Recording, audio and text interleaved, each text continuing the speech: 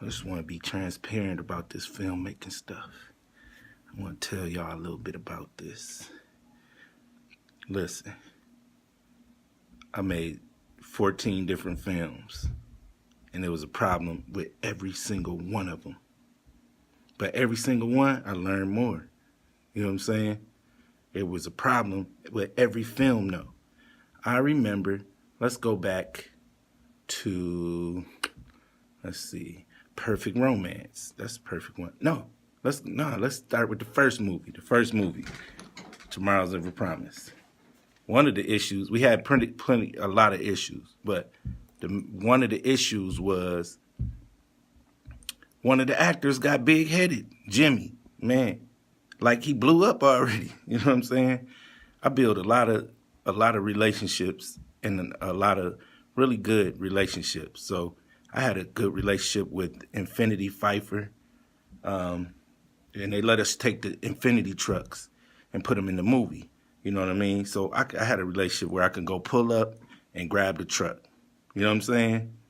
Anytime. My boy Howard. Shout out to Howard over at Infinity. Go see him if you need an Infinity truck, car, or anything like that. But so we done with the movie. I shot that movie in 3 days. You know what I'm saying? So we got the movie done.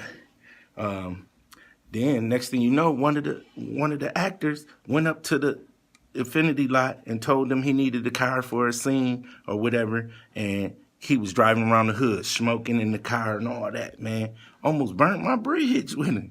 You know what I'm saying? So,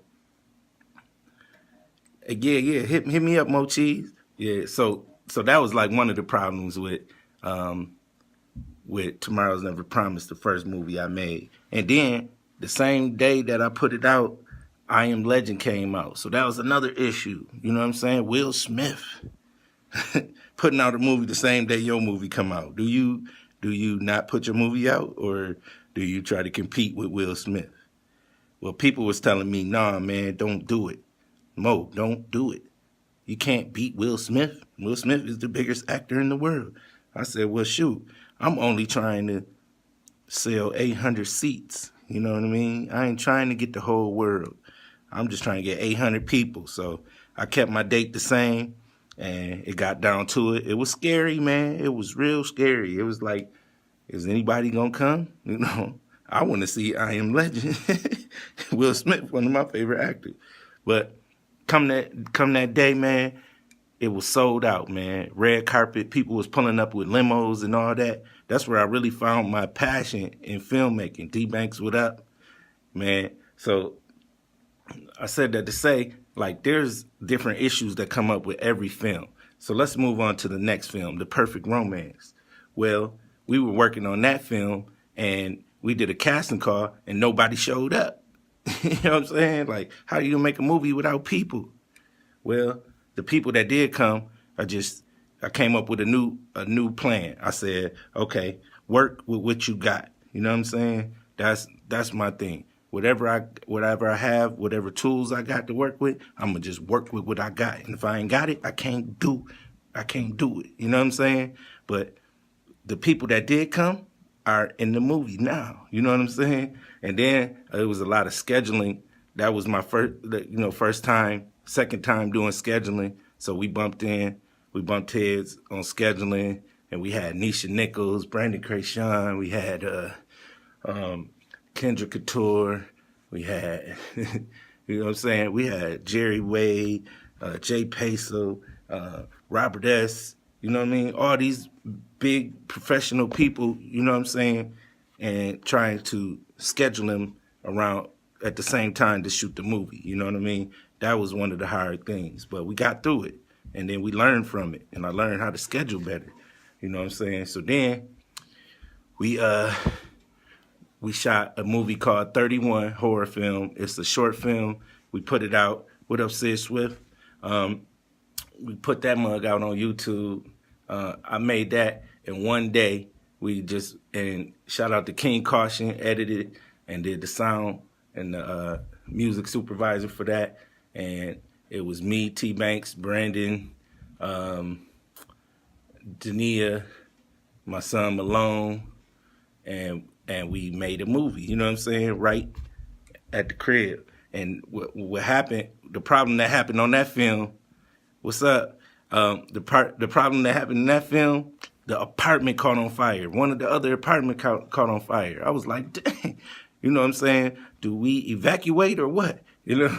And so we all thinking about it. And then the fire trucks pull up and the firemen, and they come put it out real quick. And I end up getting the fireman and the fire truck and the fire alarm in the movie. You know what I'm saying? You can't pay for that type of stuff. But, it just shows you that little problems come up and then you got to push through it. So then moved to Houston. And I want to shoot another movie called, this is why I made the Tickler horror film, because Celebration Cinema told me, I asked them some key questions. I always ask questions to try to learn. Hey, baby, I try to learn at every film. I say, okay, what's the biggest film, what day is the biggest day for films to drop? And they said Halloween. I said, well, what kind of film is the best kind of film? They said horror films.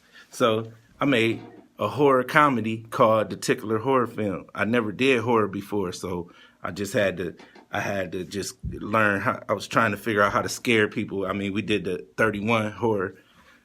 What up, though? You ain't from Michigan, quit it. Houston, you supposed to say, man. Jimmy, I'm gonna keep it going. But yeah, so as soon as I got to Houston, I had my equipment. I was ready to film, have me a casting call. When I got to Houston, I went into the hotel. We was so tired from driving. I just laid down for a minute and left the equipment in the car. Little did I know, I hear my alarm going off. Bing, bing, bing, bing, bing, bing. The alarm going off. I'm like, that sounds like my truck. I run down there. It's a cat pulling all my equipment out the car, getting into his car and pulling off. I was like, how in the world am I going to make a movie now? You know what I'm saying? That right there was enough for me to say, you know what? I'm going to get a job. I'm going to just go get a job. That's what I'm going to do. You know what I'm saying? But I didn't. I said, you know what? I'm going to still try to make this movie. So we got settled, and then I set a casting call. I told my oldest son, Jalen, I said, Jalen, I need... I told my son Jalen, I need you to draw me a clown, a crazy clown that's gonna tickle people to death. You know what I'm saying? And I had this vision in my head of it, and he drew exactly what was in my head, and I was like, dang, that's great. So now I'm gonna do a casting call. So I did the casting call, and 5 people showed up. I had just got, okay, bet we gonna get it. 5 people showed up, and guess who the 5 people was? One was a dude that looked just like the picture of the Tickler. So the Tickler pulled up. 2, there was a guy with a camera, and he was an editor. 3, it was another guy with a camera. 4, it was my longtime, I call her my sister, Miko. She pulled up. And then one other person, and they was like, I told them, I don't got no equipment, I don't got no budget, and I'm trying to make this movie. You know what I'm saying? They was like, we with it. So then we did another casting call, and more people showed up. And then I talked to all the comedians in Houston. I said, hey, man, I want y'all to be in this movie. And then they all showed up, and we shot the movie, The Tickler Horror Film. Now, here's the problem that came up with that movie, too. All right? We had the Tickler dressed all up in his paint and all that stuff. In one of the scenes, I wanted him to buy a Rello. So we walked him into the store, and then when people saw him with his clown outfit on, it was around that time where the big clown scare was going on. Man, they started pulling out their guns. I was in Houston. They was like, say, man, what's going on, man? I don't do that shit, man. They was going ham. I said, man, this is a movie, man. This is a movie. Please don't shoot my actor. My actor was scared. So we had to omit that scene out of the movie. In part 2, I'm getting that back in there. You know what I'm saying? So then we moved to Angel Horror Film. Angel Horror Film actually goes back to 2014, before I left Michigan. I tried to shoot it. I had a different cast. I actually was starring in it. with Ebony Mayberry, and we had Mike Cannon and Boog Madison and T Banks, and we were shooting at the house and we were putting it together. And then while we're inside the house filming, a drive-by happened. We on the ground. You know what I'm saying? Right outside the house. After that, man, it just really wasn't, nobody was wanting to do this film. So I moved on to Houston, and I always had in the back of my mind, man, my boy Jerry Tobert wrote this movie. I'm going to shoot it. You know what I'm saying? So I get to Houston, and then I said, now it's time to shoot the, no, I'm skipping. So then my house burned down. The damn house burned down. Electrical fire. Burned up. I lost all my equipment again, except for the laptop that I had on my back. What's up, Danny Red Wine? Hope you ready for this roast. So, man, I was distraught. I didn't know what to do. I just know that my passion is making films, and I was going to work it until it worked. You know what I'm saying? But I lost everything. You know what I'm saying? I was just thankful that my kids wasn't home, and you know what I'm saying? Like I got off at the radio station late, so I always sent them to a babysitter so they wouldn't be at home by themselves, because, you know, I was new to Texas and all that, and I ain't know I couldn't leave my kids by themselves at home. So I came home, and this DJ dropped me off, and I looked, and I was like, why is the window open? You know what I'm saying? So I get closer and closer, and I look, and the whole house is burnt to a crisp, except for the frame of the house. I was like, oh my God. I didn't know what to do. I'm like, the DJ was like, man, oh shit. You know what I'm saying? I'm like, man, what do I do? I didn't get no call or nothing. I didn't know my house was burned down. Neighbors ain't call me or nothing, you know? So I called the fire department. I went to the fire department. They was like, yeah, it burnt down earlier. You know what I'm saying? Like, we put it out. It was pretty big flames and all that. And so AAA ended up helping me. The Red Cross ended up helping me, and they put me in a hotel, and I had we you know, it was me and my kids and Brandon in a hotel. You know what I'm saying? And I pulled out my computer, I'm a Mac man, you know, that's all I really work with is Macs, but I had a PC computer, and shout out to PC, because I wrote the Bad Boxer movie. I just sat there. I was listening to Sylvester Stallone. It's always good to listen to people who are where you're trying to go, you know what I'm saying? And listen to how hard it was for them. And he was homeless, and I was homeless, and I was just sitting in the hotel room, the kids at school. I'm just sitting there thinking, like, what do I do next? You know what I'm saying? So what I did was started typing my movie, and I wrote The Bad Boxer. What up, though, Ciroc? So I wrote that, and then I had a little budget come. Hey, yo, Andrew, I'm over here. So I had a little budget come for a car accident that I was in. Yeah, you can come in.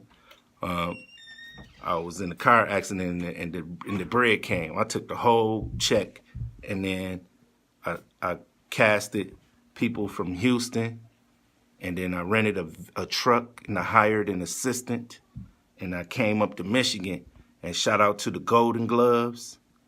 Shout out to the Golden Gloves. They let me film during their state championship. And so I wrote the movie The Bad Boxer. Shout out to everybody that was a part of it. Boog Madison, Elevate, everybody who was a part of it.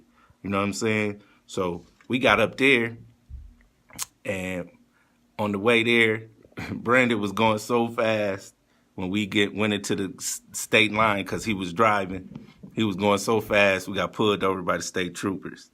And one of the comedians had some smoke on him, and everybody was shook. You know what I'm saying? We thought we was going to jail. So, but good thing laughter wins over everybody. So Brandon made the police laugh, and then he let them go. And then we got there. where I rented this sleazy hotel. Like because I had to really figure out the budget. It was a sleazy hotel. It was called Hotel 131 in Grand Rapids. Everybody in Michigan know about Hotel 131. It's sleazy, but it got a club in the bottom, and I know the crew wanted to turn up. You know what I'm saying? So, so we stayed there, and then I ended up shooting a movie behind the scenes while I was shooting The Bad Boxer. It's called the 420 movie. You can watch that on my YouTube channel. So everybody subscribe to the YouTube channel. But the problem was up there, my assistant was stealing the money. You know what I'm saying? She was stealing the money, bruh. So I'm thinking the van costed $1,100. I look at the receipts. The van costed $700. I'm thinking the gas cost $300. Well, the gas was only like $150. Then we was at we went to Gentleman's Fashion, and she went shopping like a mug. I was like, dang, she balling. Like, break some of that bread this way. I'm paying you, and you go. But next thing you know, I figured it out that she was stealing the money. So I had to fire her. That was like one of my first times having to fire people. But I rather like firing. It's actually feels good to, if somebody is hurting your business, cut them off right away. Don't waste no time, because the longer you wait, the more damage is going to happen. You know what I mean? If somebody don't believe in your vision and then they working with you, they working against you. So don't let that happen. So I came back from Michigan, back to Houston with 2 movies done. Angel horror film, and I had 420 the movie. So then we got to, I got back there, I said, we got to shoot another movie. That's when I met my boy Eric Mack, and then I met Peanut and AJ, because they had a show, and then Eric Mack wanted me to shoot a movie. You in a rush? No, I'm going to the bathroom. Okay, all right, cool. All right. They wanted me to shoot the event and have a DVD for the next day. You know what I'm saying? And so they had a little bit of budget. When Peanut and them got to Houston, the promoters kind of dropped the ball on them. And I had been used to, from my music days, working with celebrities and all that. You know what I'm saying? So I knew that you have to treat celebrities a certain way. So when they dropped the ball and I heard they needed to go here and there, I pulled up. You know what I'm saying? Let's go. Took them where they need to go, gave them a couple dollars, you know what I'm saying? Make sure they was good. And I did that the whole time they was in town, plus I filmed the event. Yep. The music days was lit. I'm going to make a movie about them too.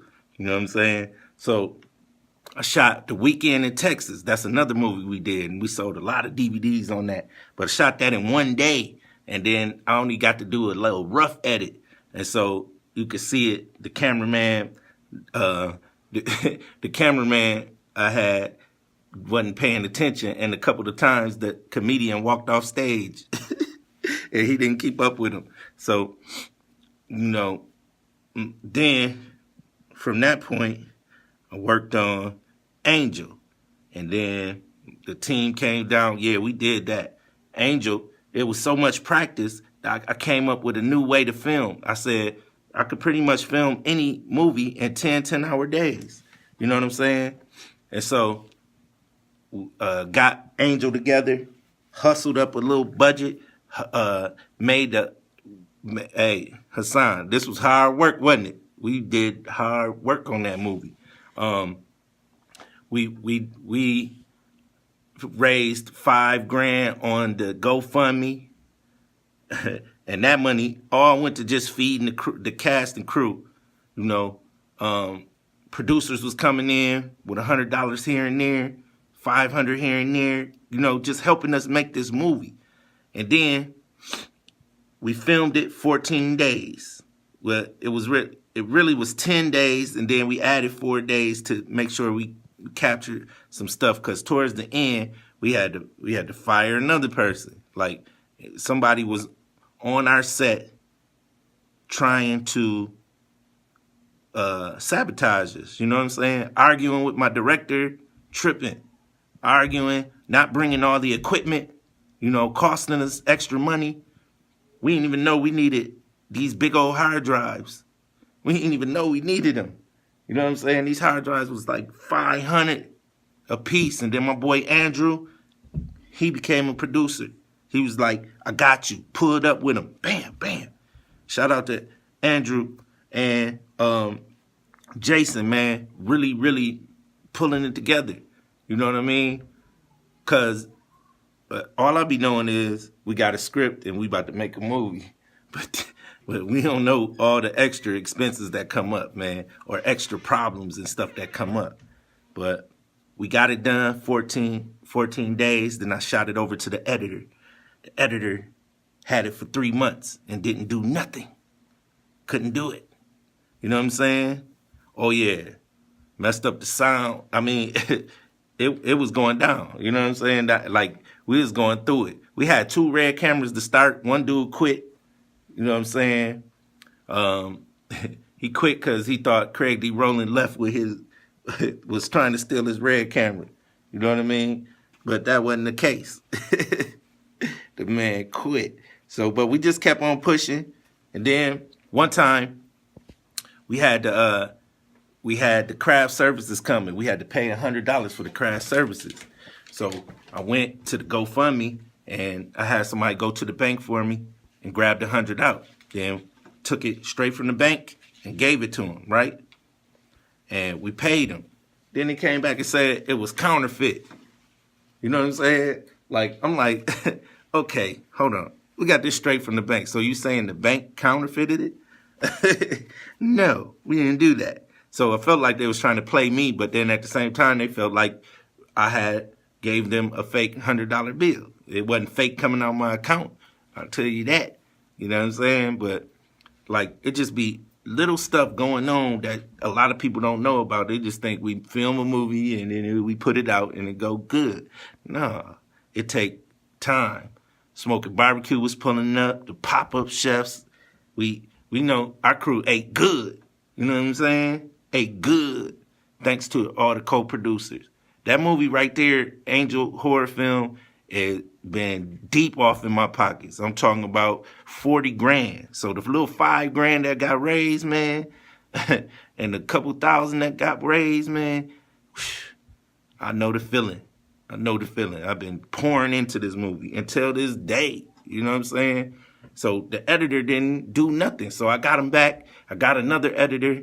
He did pretty good, but he wasn't able to find the sound or the video. It was all separate. You know what I'm saying? It wasn't lined up or named or anything. So he couldn't figure it out. It was just gonna take too long. Couldn't nobody really put that type of work in. You know what I'm saying? So then I had another editor volunteer say, man, I got this. So he had it for like 6 months. And guess what? I was like, okay, when are you going to have it? He was like, this date. That date came, he ain't have it. So I spent more money flying back to Texas, pulling down on him, getting my hard drives, and then he didn't do nothing. Nothing. Just lied to me the whole time. Like, man, I am trying to make this movie. And people are working against me. This is crazy. So I went and picked them up, went to Vegas, handled some business. Then I said, you know what? I'm finna go finish this movie. Flew back to Grand Rapids, Michigan, right? Pulled up the hard drives, went through every single file. I was in here 12 hours a day, pushing, going ham on it, every day, just working on it for like 2 months straight. And I was like, I lost my house in Vegas, being in Grand Rapids so long, working on the movie. You know what I'm saying? So I was like, I didn't even mention all the other stuff that happened in Houston, like the hurricanes and the accidents and all that. We'll get into that later, but I just want to be transparent with y'all on things that be going on with the film. So when I got here and I was working on Angel, I was talking to Andrea and I was like, man, we should do a part 2 to The Perfect Romance. That was a great idea. Made that ideal sitting right here at WKTV. You know what I'm saying? And then we start, what's up, what's up, Blessing? What's happening? Yeah. So I was writing on the script, and then I got a good chunk of it done. You know what I'm saying? Like 10 scenes, 12 scenes. And then my boy, I went back to Houston, and I was on the radio, and I was on Pookie's show, and Jimmy the Nice Guy was there, and he was telling me he was a writer, and I was like, man, I got something for you to write on. And he wrote on Someone to Love as well, the second half of it. And then Andrea took and started writing on it and locked it in and finished it up. And then we did a casting call in my hometown. Usually only 10 people, 10, 12 people show up. Man, this time 100 people showed up. And they were all talented and all stars. I could see a star. You know what I'm saying? So I love that about you, Blessing. Thank you. What's up? What's up? What's up, everybody, man? It's just a grind. So we started on that movie. I want to apply my process of making it in 10-hour days. But our budget didn't come in. But we still had all the equipment and all the people. So we just kept trying to make the movie. And everybody in the cast donated $50. That's how we fed the cast. And then we started making the movie. We didn't have DP. We didn't have none of the crew. We still started pushing through it. You know what I'm saying? Ain't nothing easy, brother. Nothing. It ain't supposed to be, because if it was, we'll all be doing it. So, long story short, we get a lot of scenes done. We had fun making the movie. But then there was somebody pulling against us that was sabotaging everything. I had investors getting ready to invest, and the woman sat down and told an investor she don't see nothing to invest in. Right in front of me. Right in front of me and Peasy. I was blown away. And then that person was drunk on every set, and then they got wine on the $10,000 camera. And I said, I can't do this anymore. You know what I mean? And I had to take the heat for it.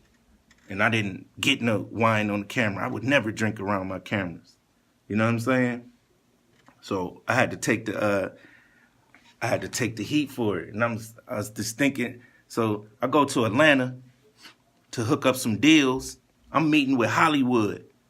And I entrusted this person to make a trailer. You know what I mean? We made a lot of footage. All the footage wasn't perfect, but it was enough to make a trailer. You know what I'm saying? So I entrusted that person to make a trailer and then turn around and she didn't have it done. And I'm getting ready to go into the meeting with Hollywood. I got the Angel horror film, but I don't got Someone to Love trailer. I really needed 2 movies to pitch. You know what I'm saying? But that's okay. So I asked her, I said, how's it coming along? And then I got all this disrespectful feedback. This didn't happen. This didn't happen. And I was rendering and all that. First of all, as y'all been listening, I've done quite a few films. You don't have to render footage until it's done. That's the first thing. Second off, I don't know what company y'all work for, but usually you don't talk disrespectfully to the boss. And yes, I'm the motherfucking boss. Period.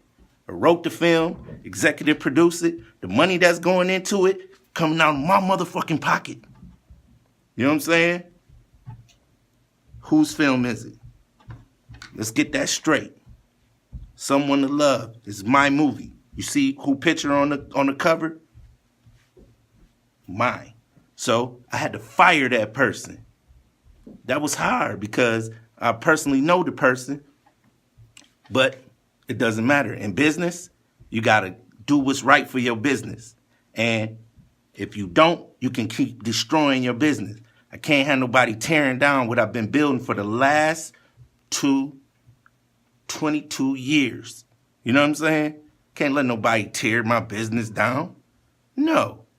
And then I don't want to work with people who going against what I'm saying. Okay, have some constructive criticism, but no, don't go against the grain. The vision is this, and you're going that way. You know what I'm saying? I got to cut you loose. I got to cut it because there's too many people involved. So I had to do what I had to do, and now we're moving forward. So now budgets are coming in, executive producers are coming in, producers are coming in, and we're going to finish shooting the movie. You know what I mean? But people will steal your ideals. People will steal your hard drives. Protect your hard drives, filmmakers. People will steal your hard drive. People will steal your energy. People will make you look very unprofessional. And if you have those type of people around, man, cut them. Cut them. Care what they say. Cut them. Real talk. Hey, Sabrina, man, I'm so proud of you. Did an excellent job on Angel. Can't wait till part 2. Love to have you in more movies. So just want to come in and just kind of tell y'all a little bit about what we got going on, man. And so right now we just stacking up more for someone to love. We building on it, working on it every day. We also planning to shoot a new movie that's written by Andrea Tyler. It's a thriller. It's called The Frequent Visitors, and we have a casting call for that movie December 1st. I got a whole new crew. I got a nice team. You know what I'm saying? We got a strong team, and we working. You know what I'm saying? That movie, we're going to shoot in 10-hour days. And then at the end of the year, we got December 22nd, we're doing the Roast of McCoy. That's another movie. And then I'll keep everybody posted on the rest of the production for Someone to Love. It's going down, man. December 1st, WKTV, casting call for the female serial killer movie. And it's going to be litty. It's, I go from comedy to horror, back and forth. You know what I'm saying? So, hey, man, keep rocking with us. Support what we got going on. Watch Angel Horror Film. It's on Facebook now. It's also on YouTube. And I'm just adding more and more platforms as we go. I've been working on, I was supposed to have it on Amazon, but some of the mezzanine footage was messed up. I had to go with technical services and had them show me how to do it. So been working on that every day to get it up and running on Amazon. And I'm going to grab all my products and put them on Amazon little by little. Plus they have to be closed captions. So that means people gotta type up every word that's in the movie. You know what I mean? So I sat there and did that with Angel. Man, I put the hours in on Angel. That's why I know it's a hit. I know it's a hit because we put the work in, man. Everybody did. And we put the hard work in.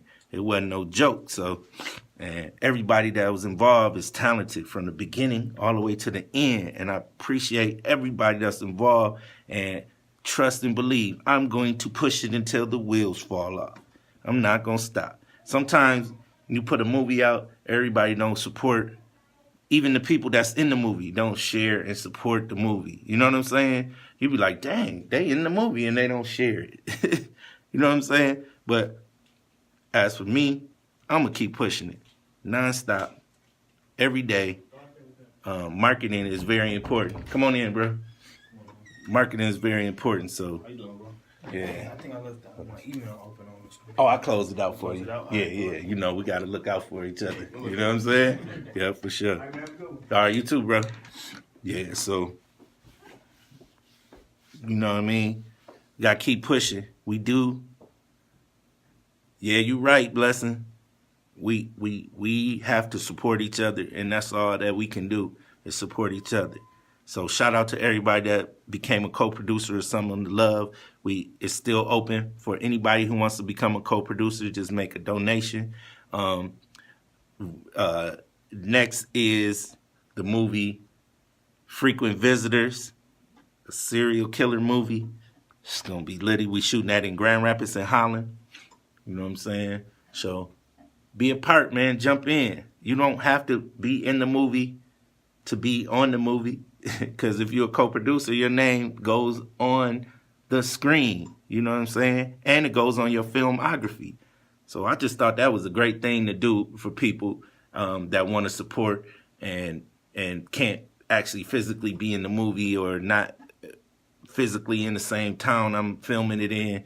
I just wanted to be open for people who want to support and do what they, and see this thing work and go through, and for them to be able to be a part of it. You know what I'm saying?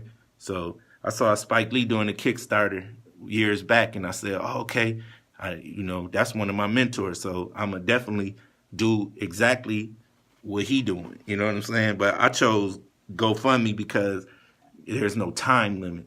But Spike Lee raised $1 million, $1,005,000 for his movie Chicago, and I donated on that. Well, my name didn't get on the film or nothing, you know what I mean? But I just felt good to be supportive of that, you know what I'm saying? But as for what I'm doing, I'm giving people opportunities to put their name on the film and help us work, you know what I mean? It's gonna come to a time where we ain't gonna need help with the budget, you know what I'm saying?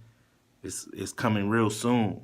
So this is the time to get involved, not when everything take off, because I might not have time to do a GoFundMe and put people's name on there.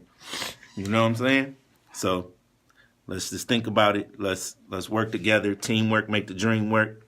Like I always say, love more, laugh more, give more, you live more. Got some big things coming. Oh yeah, I ain't even mention that I'm going to be on a TV show on ABC as a magician, as a person that's learning to be a magician.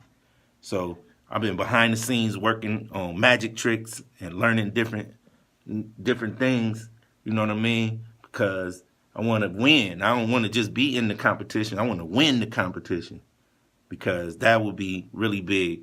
And the money I make from doing that, I will just invest back into more movies, man. I want to do 100 movies, and I'm not going to really keep saying that out loud to people because they can't fathom it. It'd be hard just making one. And then if I talk about the next one, and the next one, and the next, I got the next 15, 20 movies already ready. You know what I'm saying?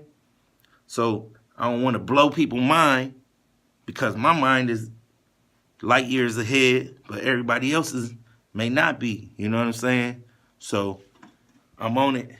I'm on the grind. I'm not going to stop. Don't nobody make my schedule. I be at work every day. I grind every day. Sometimes I don't even have a ride to get where I'm trying to go when I'm in somebody else's city. This is my hometown, but I don't live here. And I don't be having a ride. Thank you for Andrew for coming through. Yeah. My boy Andrew, one of the stars of the movie. Someone to love, support. Someone to love, man. Came through, said, man, I'm scooping Mo up, man. You know what I mean? So we always putting it together, man. This is a beautiful, beautiful journey. I love it. I'm going to always tune in, tap in, and tell y'all what's going on, and keep it 100. You know what I'm saying? And just keep going, and just keep trying to build my company into a Fortune 500 company. I don't know no Fortune 500 company that didn't come up from hard work and dedication. You know what I'm saying? My mentor is Floyd Mayweather Jr. I watched the whole thing. I watched him growing up, walking home from school, running on the side of the car with his dad, punching, mind state saying, I'm going to be the champ. His mind was focused. I'm going to be the champ. He was small. I seen him whoop people butt. He had the quickest hands I ever seen in Grand Rapids. So when I hear stories about people beating up Floyd, I wasn't there then because I didn't see it. I saw him laying hands, multiple hands. I thought he had 30 hands, honestly. when he beat up my boy Federico. So, with a mentor like that, to see him go from the city, the streets that I walked on, all the way up to where he's at, that's hard work and dedication, and I seen it. And this business is hard, but it's supposed to be hard, man. And who better than to work it every day than me, because I love it. I love doing this, man. So, again, love more, laugh more, give more, and you'll live more. I'm filmmaker Mo McCoy. Quiet on the set. I'm out.